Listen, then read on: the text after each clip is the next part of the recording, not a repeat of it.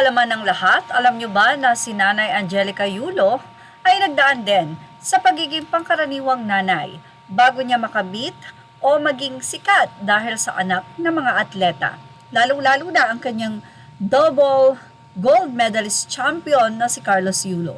Mula sa Pinoy History Facebook page, noon pa man daw ay nagtitinda na ng garlic longganisa ang ina ni Carlos Yulo. Isa ito sa favorite ng double gold medalist na tiyak sa pagbisita niya sa looban ay muli niyang matitikman. Hindi kinahiya ni Mrs. Yulo ang pagtitindang ito dahil extra income ito sa pamilya.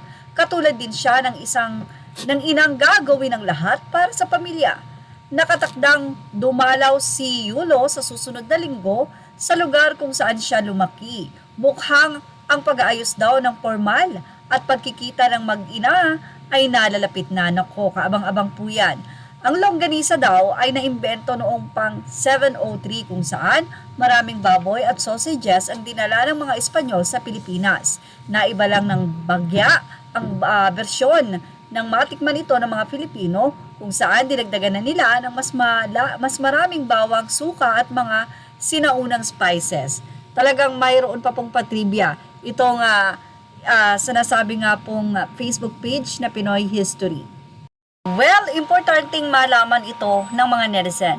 Since talagang medyo public figure na rin talaga ang kanyang anak na si Carlos Yulo at ang dalawa pang si Eldro at Eliza.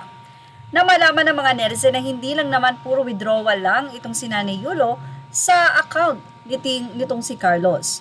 So, pinagdaanan ni Nanay Yulo na gumawa siya ng income or side income para mabuhay silang mga anak niya, masuportahan niya. So sabi nga natin, hindi natin alam yung version ng story. At mukhang hindi naman na kailangang malaman pa dahil ayon nga sa admin ng nasabing nag-post na ito ay next week pupunta na si Carlos Yulo sa kinalakahan niyang lugar at mukhang ito na nga yung pagkakataon na makausap niya ang kanyang ina ng masinsinan at for sure ay magkakayakapan. Wow! Yan na po yung pinakahihintay nating tagpo. Siyempre, narito po ang naging say ng mga netizen.